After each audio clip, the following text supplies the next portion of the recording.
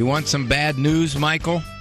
No. What are you asking me? You're the guru of the gray matter. I figured if anybody had it, you'd have the answer. I can't give you any direction. I think I'm going to have to change this channel. I'm sorry. You're completely wrong. I refuse to be wrong on 2 calls in a row. Tell me I'm spot on or tell me I'm crazy as all get out. I have no idea. I have a 6-month-old, so we'll be raising him according to Dr. Ray. Talk about being a winner. So, you want my question? You ain't making any sense. You're absolutely right. I just needed confirmation. So what are you going to do about it, Dawn? I'm calling you. Now, from the studios of Living Bread Radio Network in Canton, Ohio, the hometown of Mother Angelica, here's Dr. Ray. The research is in. Takes 12 minutes. It used to take 18. Takes 12 now. Once a week. 12 minutes once a week. If you're a parent, your children will move from the before picture on Bratz Today or Bratz Monthly to poster child for PTA Parent of the Year. 18 minutes once, 11 minutes now. Very nice to have you with me here on The Doctor Is In. My compadres there in Ann Arbor, Andrew Kruchek, producer man, and Eric Dumont taking your calls, your comments, your arguments, your disagreements with me. Remember the rule, if you dispute me, if you disagree with me, you are first up. And if you have been on any program in the past, waiting at the end of the program on the line, we had that happen yesterday a bunch, you're first up. Now, if 2 of you were waiting on the line and you call in at the same time and you're throwing down the right bar, your trump card, and you want to get on first, I'm going to have to do either rock, paper, scissors or flip a coin to decide who gets on. Number is 877-573-7825. 877-57-equal. That is the number. Now, I did a little experiment yesterday, and it worked out by and large pretty good, although it got a little overwhelming there for a moment.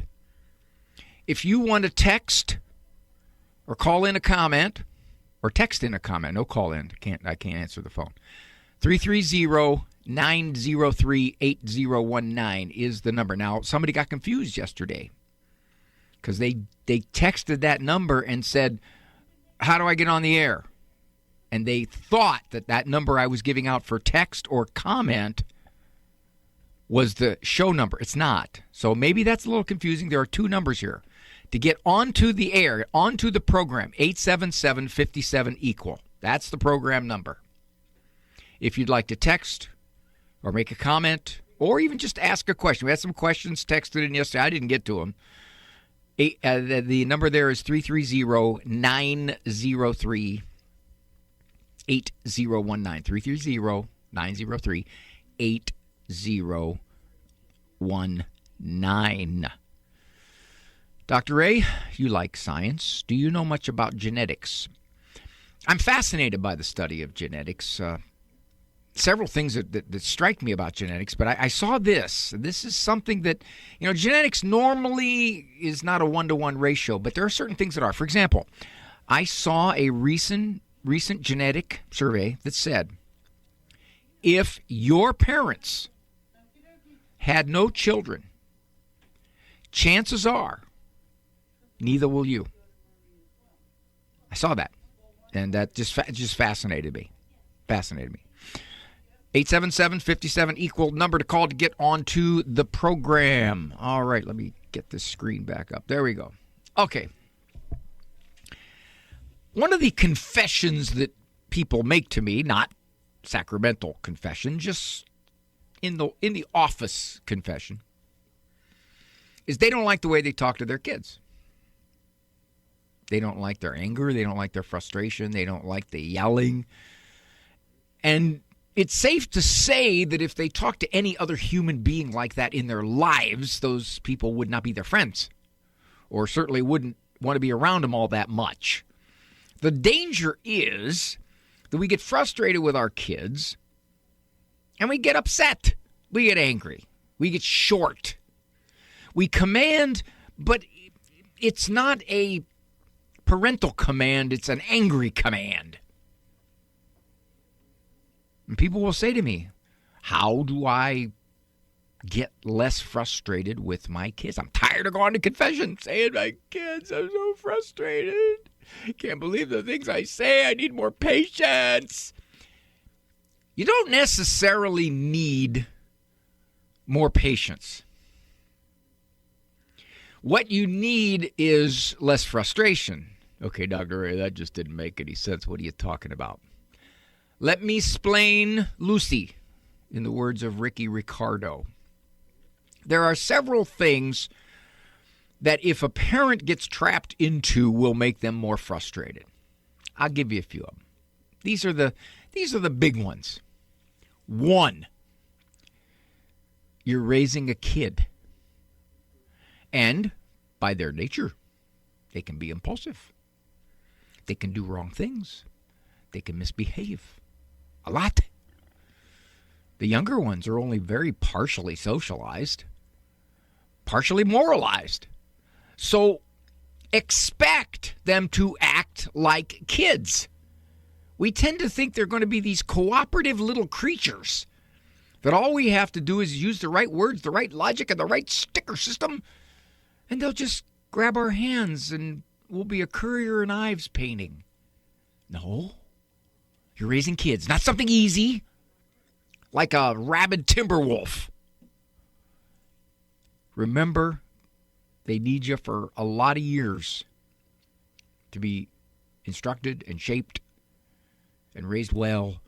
So the first thing is you don't get frustrated because they act like kids. You know, he just tormented his sister for the 4th time this hour.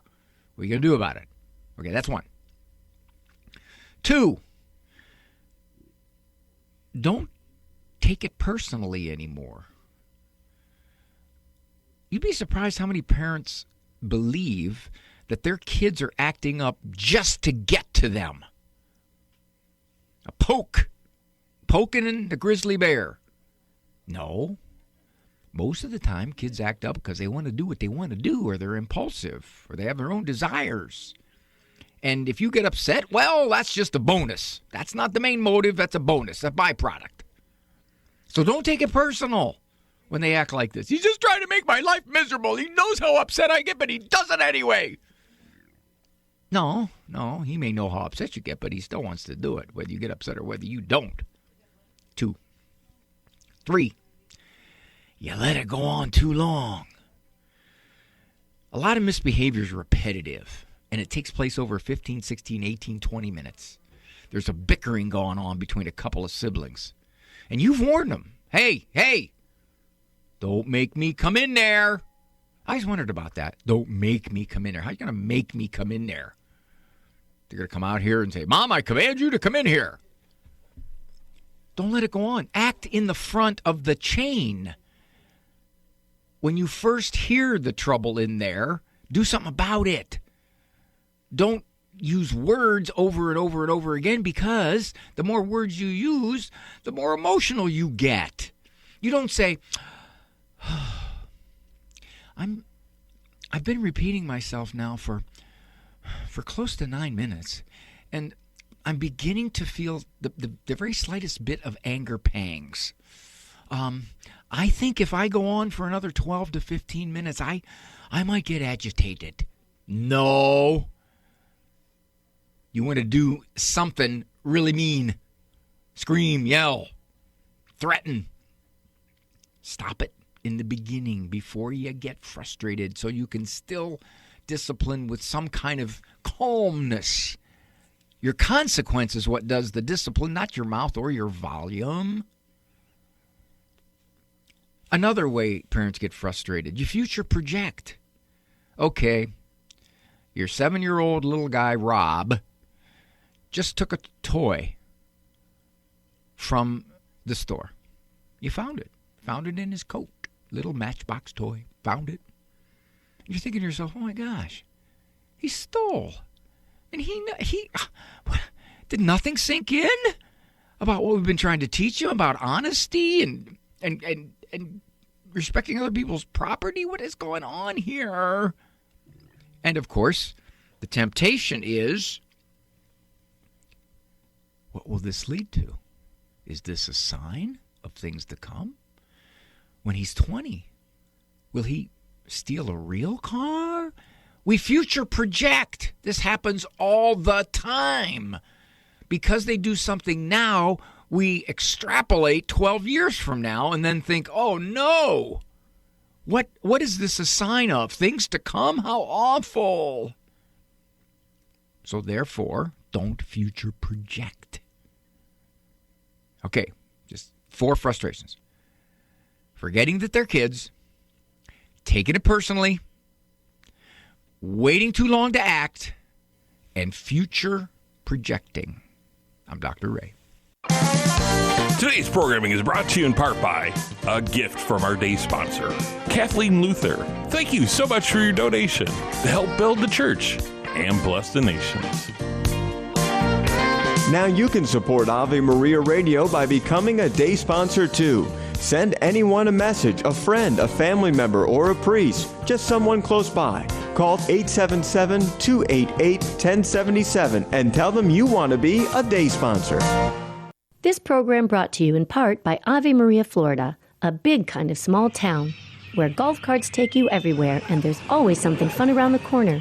Discover championship golf, resort-style amenities, and a town center full of shopping and dining.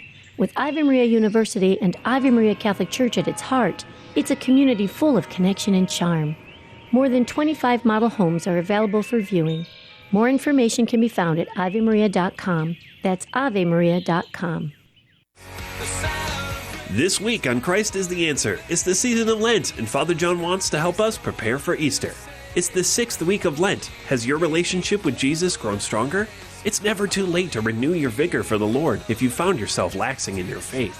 Join us this week as Father John continues his encouragement for us to grow in our relationship with God as we cry out, Lord, I believe, help my unbelief. Tune in for Christ is the Answer, Monday through Fridays at 11 a.m. on Ave Maria Radio. Do you own popular index mutual funds or ETFs? If so, you're automatically own shares of companies that conflict with your moral beliefs.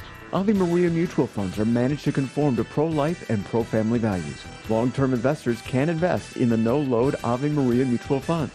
The experienced professional portfolio managers make decisions based on investment fundamentals and pro-life values. You can learn more about Ave Maria mutual funds today at 866-AVE-MARIA or visit AveMariaFunds.com.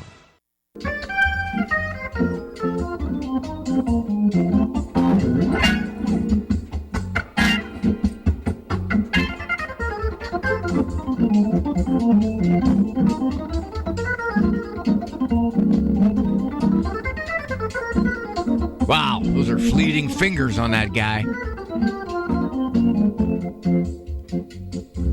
Oh. Sounds like a Hammond.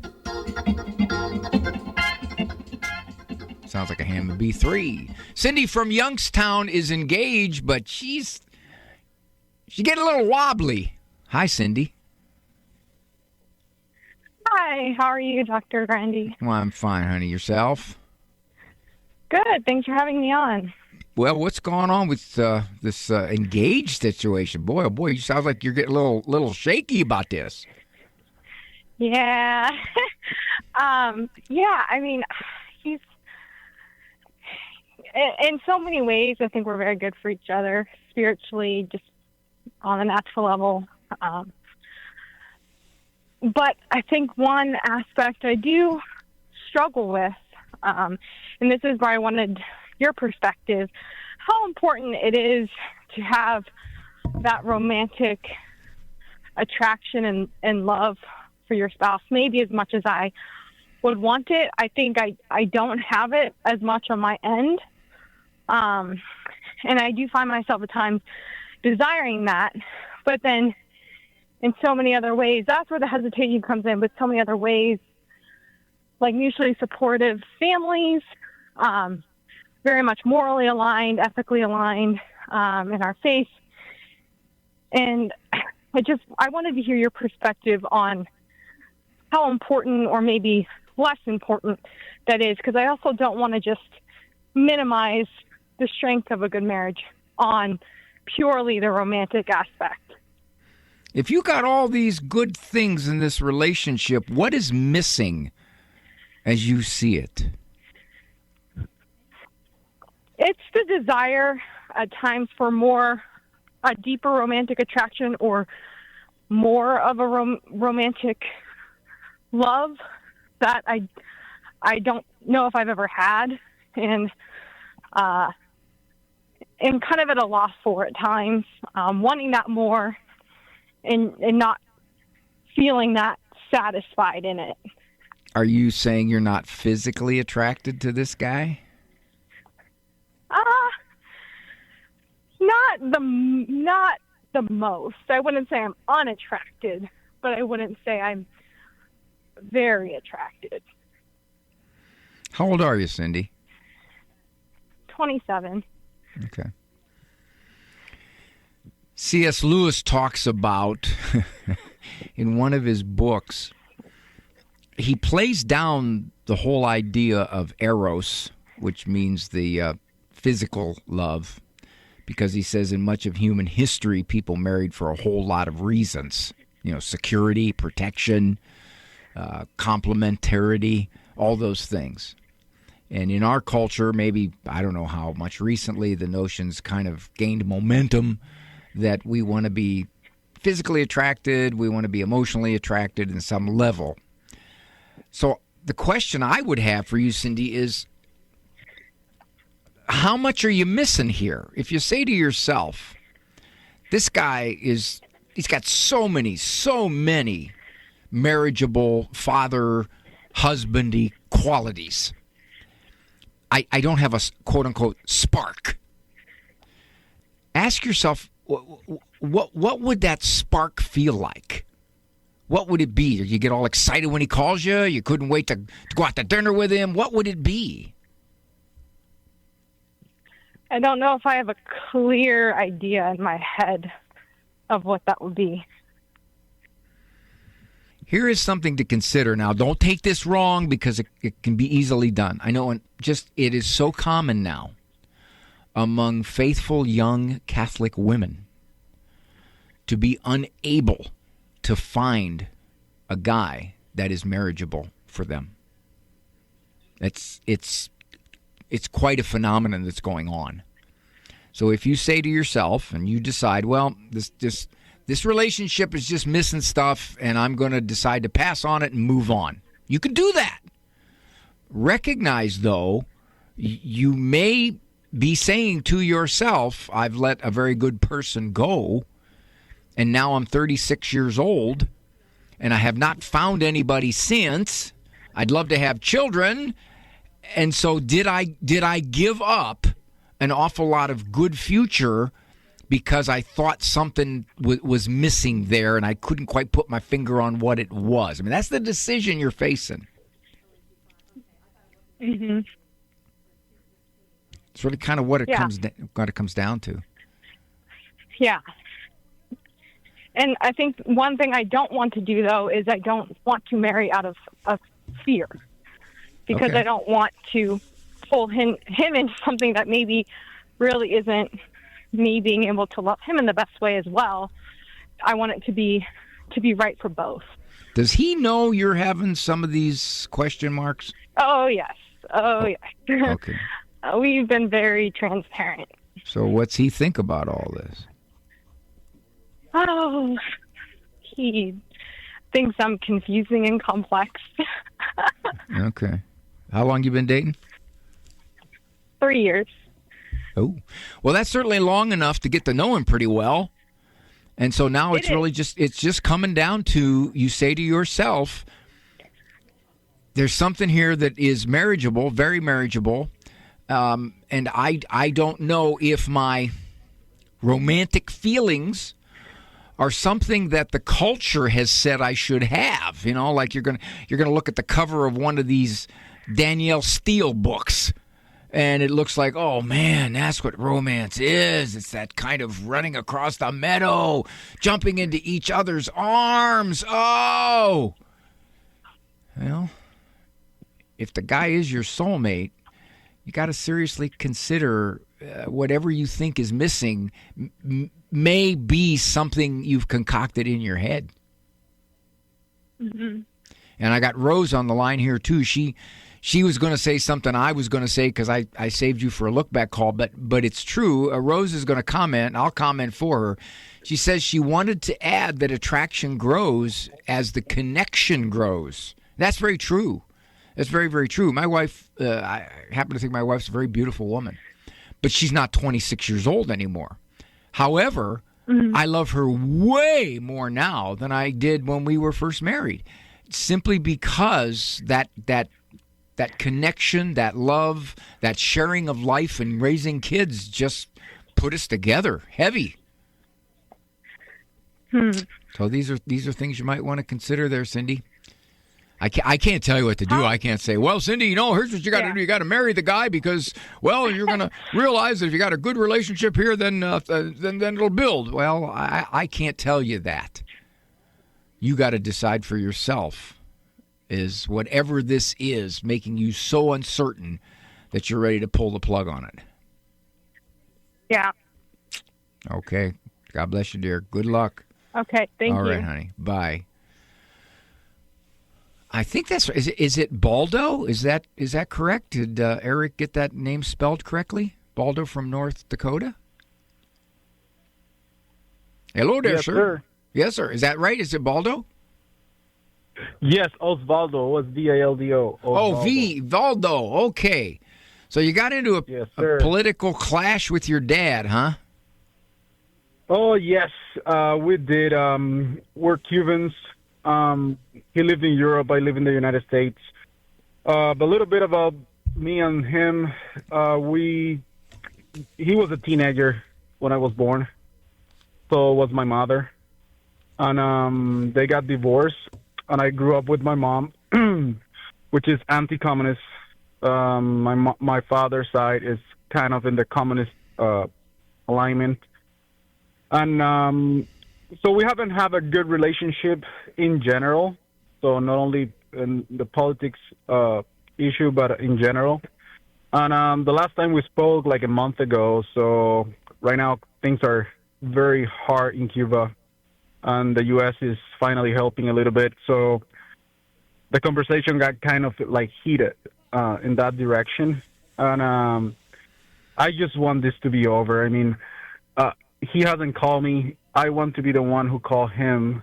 I would like to know how should I approach that with him. My guess, Valdo, would be that your dad thinks you're being disrespectful by challenging the way he looks at things. That's a good guess. Okay, good guess. So given that, you say he lives in Europe, not Cuba. He lives in Europe. Yeah. Okay. And his view is that communism is a good way for a country to live. Well, I do not think fully like he's thinking like communism is a good way to live. He's just so rooted on that ideology, right? Specifically Cuban ideology, which is a little different from communists in general. A little bit of castrism, right? So his worry is like we're gonna wipe out everyone and everybody. His mind is think that we're gonna go there and we're gonna kind of rape everybody and take properties, and he's complete. Like I don't know how to explain to him. Well, then you can't. This is not gonna happen. You can't. You're gonna have to say. You're gonna have to call him up. Say, hey, Dad. Oh well, I'll tell you what. You stay there, Valdo. I'm gonna catch you on the other side of the break. And then I just noticed there were people waiting on the line yesterday. I just noticed that. So I will get to you. This is Dr. Ray.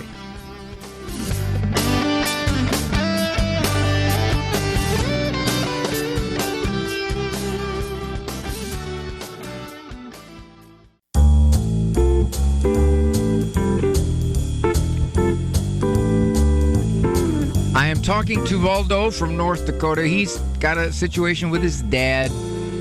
His dad is in Europe. His dad is worried about the situation in Cuba because his father believes that the U.S. is going to go in there like a bunch of jackbooted thugs and just rape, and plunder, and do all kinds of horrible things to the Cuban people. His dad does not see that sadly the Cuban people have been under an awful lot of stress and strain the last 50, 60 years. And Baldo says, I want to have a relationship with my dad. Baldo, you still there? Yes, sir. Okay, here's what you do. Call him up, say, hey, Dad, I just wanted to tell you, your dad, and you know an awful lot about life, and I want to respect. I want to respect what your opinion is. And we both kind of see things as differently in Cuba. Let's just see how it turns out, Dad. And I hope it doesn't turn out like you say it will. But let's just see that, and we'll let it go for now. We won't argue about what could happen or speculation. I just want to have contact with you as my dad. How about that? That sounds good. Yeah. That's what I great. thought at the beginning. Like just putting the politics aside and yes. Yep. Yeah, because focusing on more human relationship with him. Yeah, he's real obviously strongly opinionated and emotional about this, and your reason is probably not going to get to him. Can I tell you what he told me in last conversation? The short phrase. Sure. I'm expecting a son, and he said because you think the way you think, you shouldn't have that son that you're having. So that was my father in my last conversation. Yeah. See, that's what it was. I said he feels like you were disrespecting him by arguing with him because his attitude is, I've been a lot longer than you alive, and I see things, and you've been Americanized, and you see things according to their political ideas.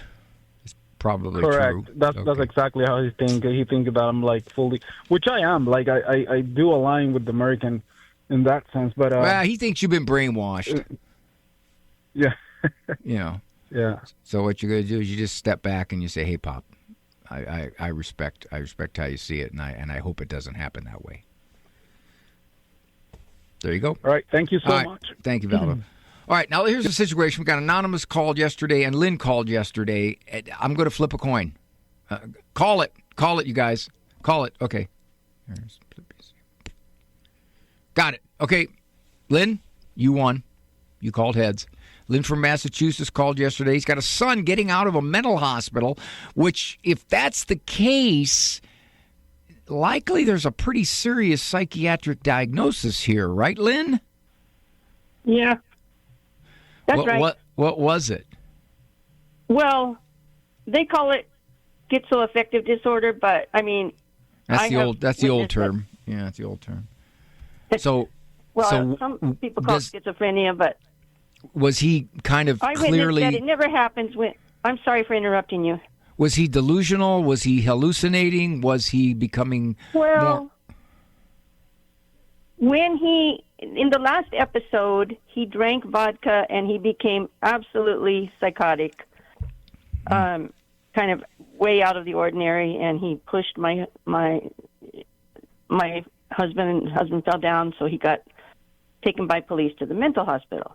So, but I have noticed that sort of thing only would happen if he had taken something. Like, he has never been put in a mental hospital without taking a drug or alcohol. So without the chemicals in his system, he functions okay.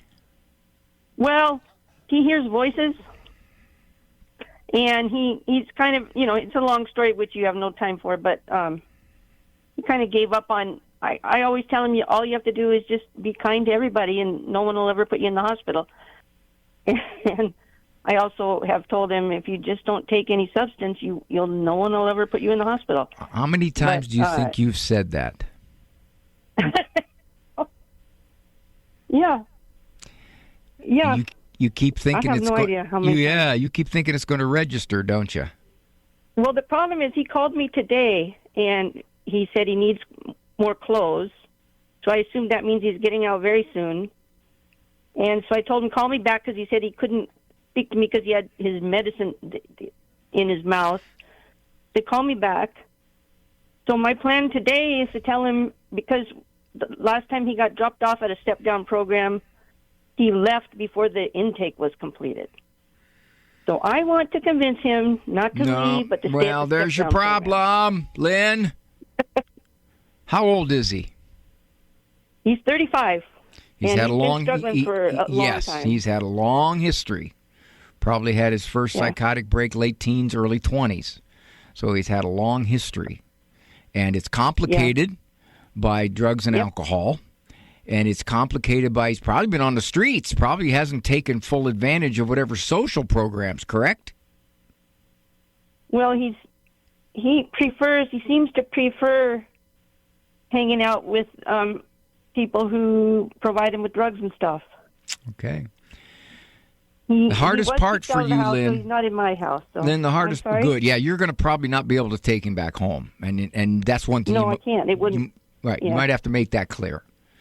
He knows that. Okay. So at this point, you have a situation with your son, tragically, who is not going to cooperate with the programs. And at some point, perhaps, he may do something where some kind of program is forced upon him. He had a brief stint in a mental hospital because he got domestically violent. So at this point, I would not preach to him. I would not tell him what to do. I would say this. What are your plans, son? What are you going to do when you get out? Well, I don't know. I'm gonna go with my friends. Okay. Well, good luck to you. What happens if that doesn't work out? In other words, you're just going to say, okay, here's what you're going to do. I'm just going to ask you some questions about what you're going to do. I'm not going to tell you what to do. He don't want to hear it, Lynn. You know that. Yeah. He just gets mad. Right. I think his attitude probably is, however his brain is not working right, his attitude is, Mom, quit telling me what to do. Quit telling me how to live my life. You know that. And the hard part as a mother is that you're helpless. I can't just bribe him into it, huh? Yeah, how would you do that? Well, I don't know. I'll give you $100 bucks. In the past, I bribed him with money, but money goes to drugs. So. Oh yeah. You're not smart on that one. Yeah. So. You tried that route, my dear. Yeah. Asking questions. I will. Yeah. What do you Thank plan to do, son? What's your plans? God bless you, honey. God bless you for the long, I just got to tell you that just one thing, the joke about at Christmas time, the people send out those cards, telling all the great things. That's the one cracked me up to the ends of the earth. I was just rolling in laughter. But anyway, thank you for taking my call. You're welcome, Lynn. Thank you for calling back. Well, our anonymous caller from Wisconsin, who also called yesterday, and she lost. I flipped it. I did 2 out of 3. She still lost. So anonymous on the other side of the break, and there's also a lot of calls up there. So I'm going to do everything I can to get to you.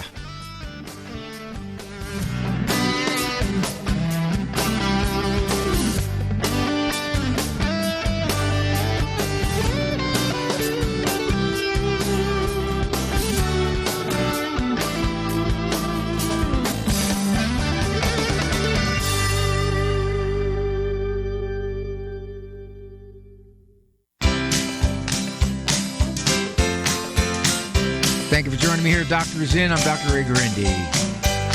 Anonymous caller, Grandma from Wisconsin, is raising her 14-year-old granddaughter.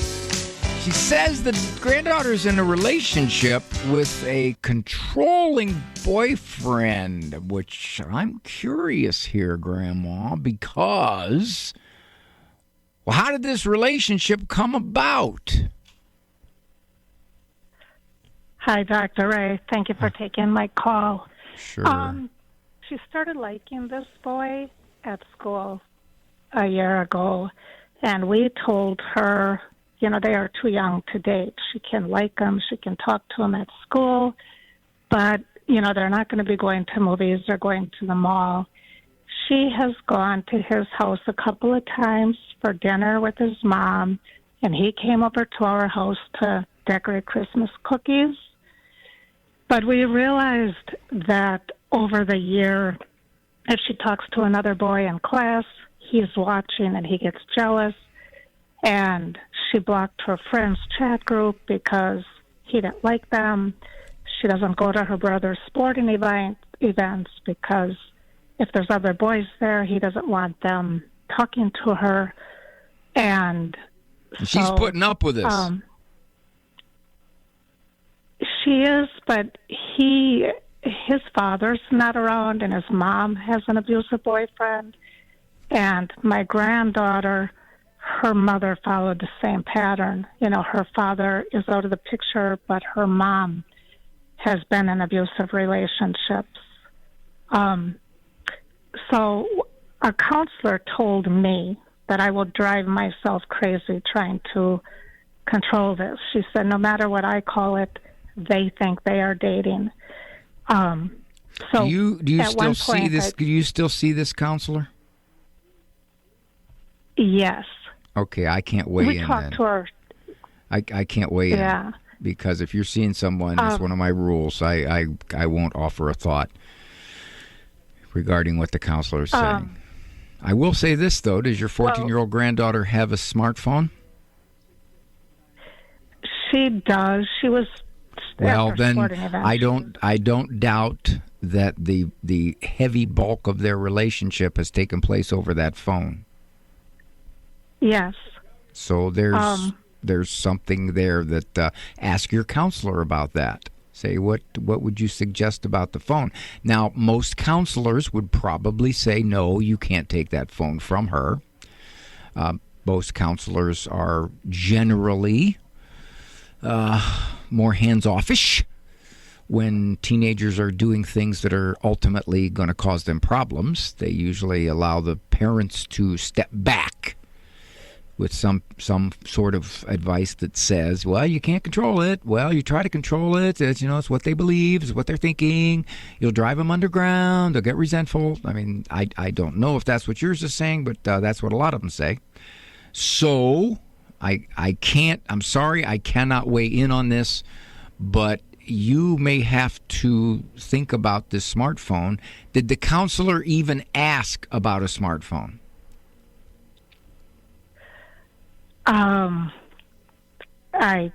We may have told the counselor is more for my husband and I, not for the child. Oh, is this for marriage? No, just for support because we are raising 5 grandchildren. Oh boy! So for my husband and I, for our support. Oh wow! I do take the phone away. Her grades when they're not good. We take the phone away till her grades come up, and we have limited her time on there.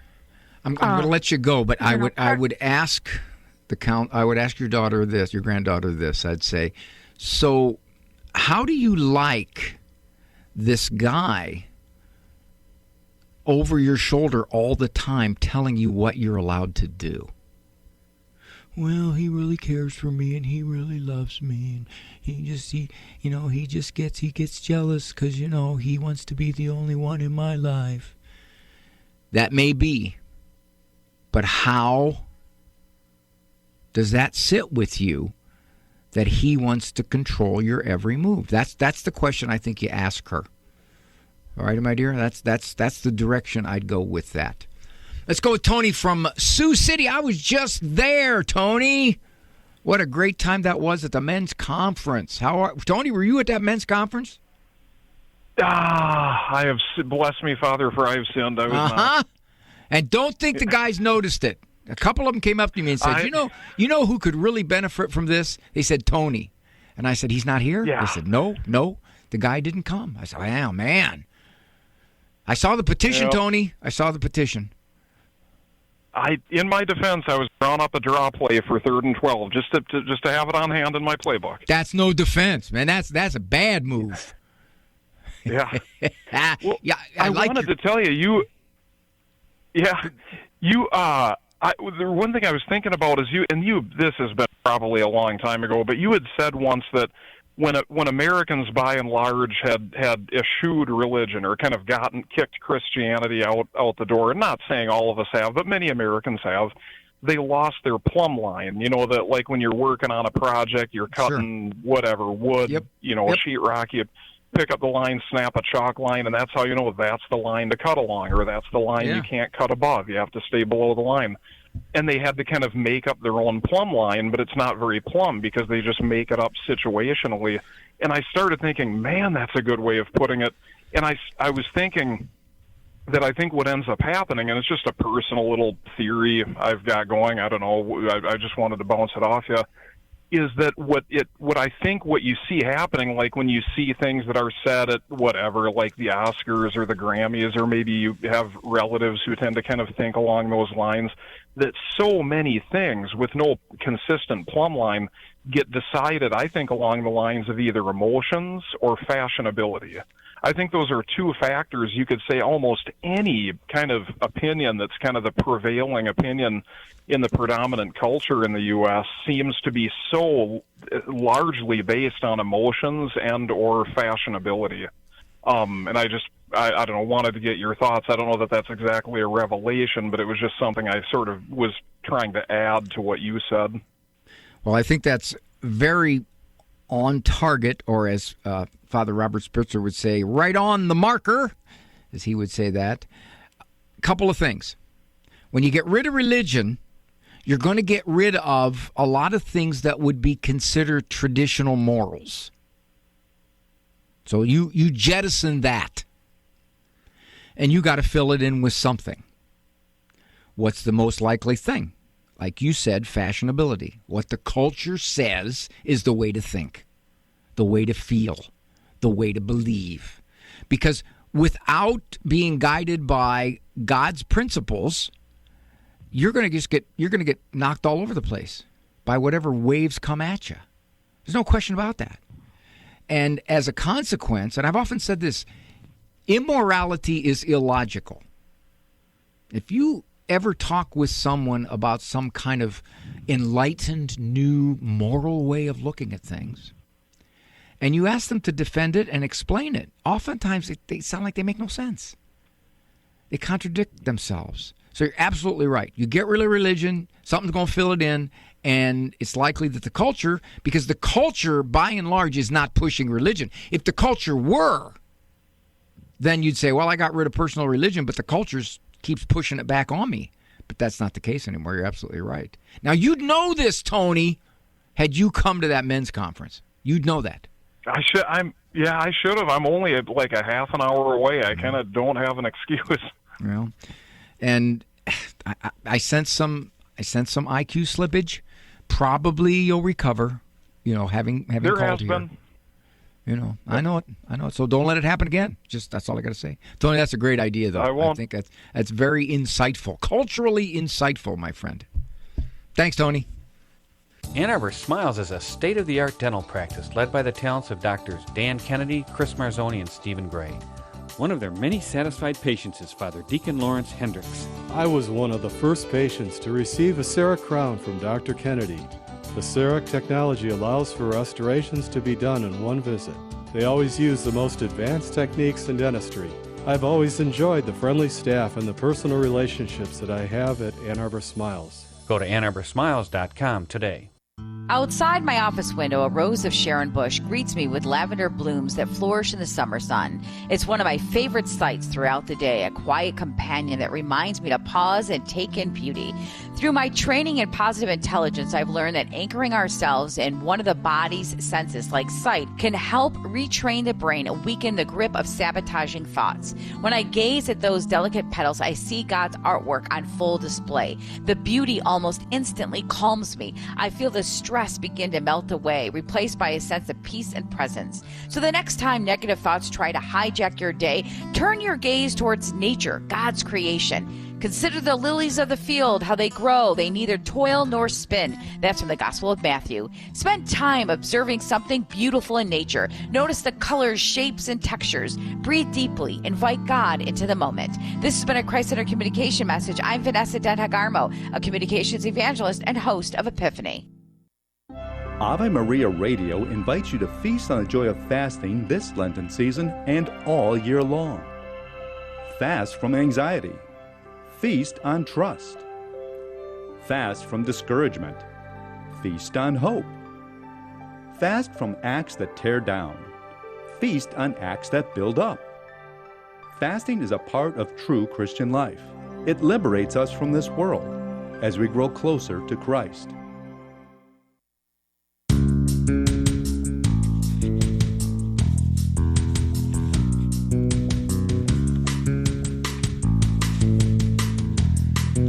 Once again, my apologies to those of you I don't get to on the top of the call list. You call back, you'll be first up. Rita is calling from Boise.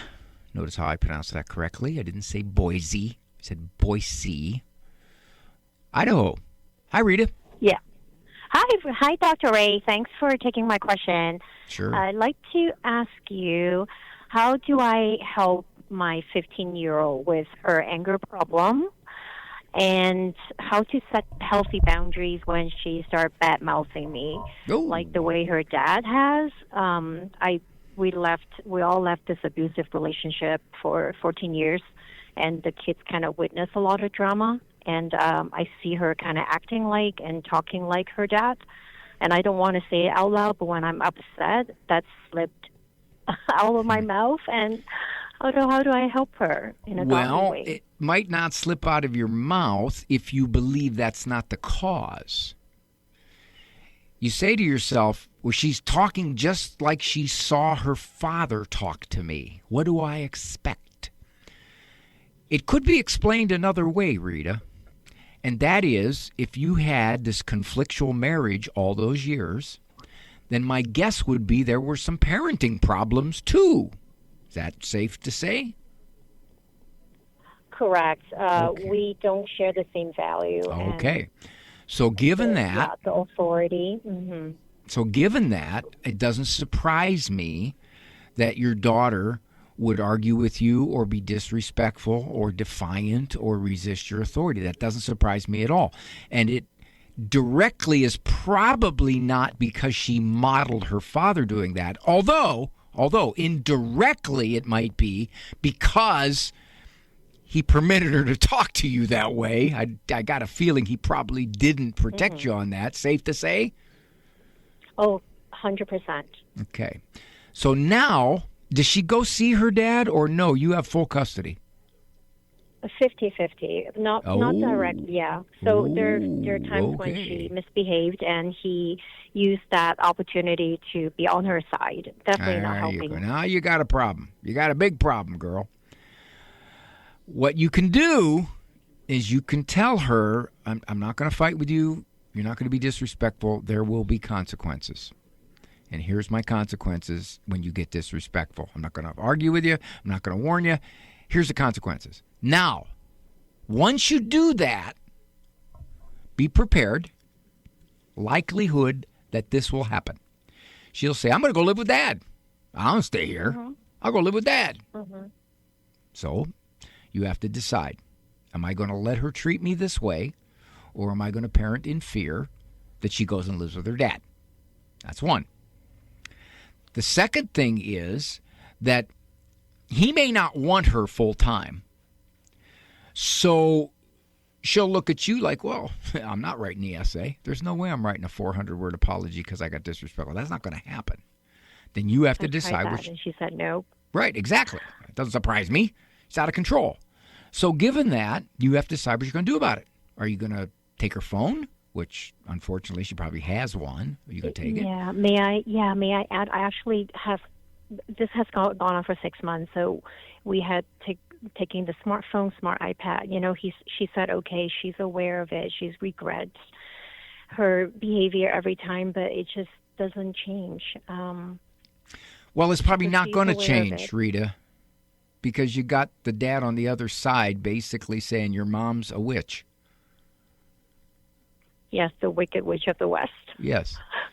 So given that, people say, how do you know this, Dr. Ray? Because I've seen this situation 555 times. That's why.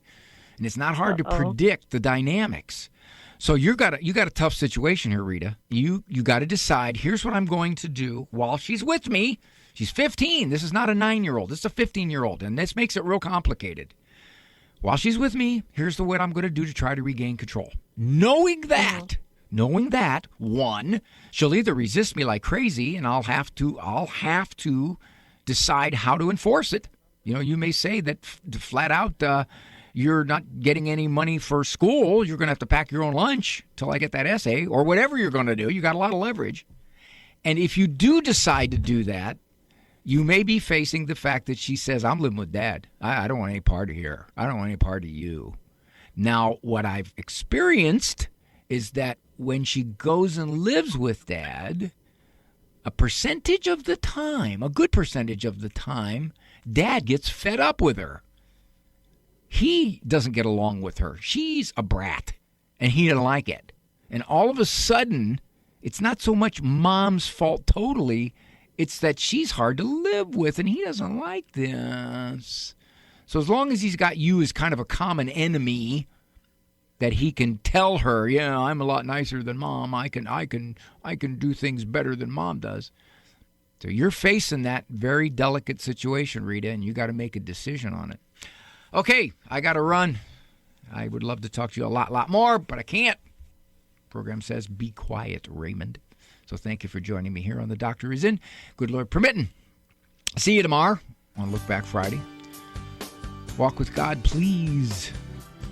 That is your only eternal walk. For information on Dr. Ray's presentations, books, and CDs, visit drray.com and follow him on Facebook and Instagram. The Doctor Is In is a co-production of Ave Maria Radio and EWTN Radio and carried across the EWTN Global Catholic Radio Network.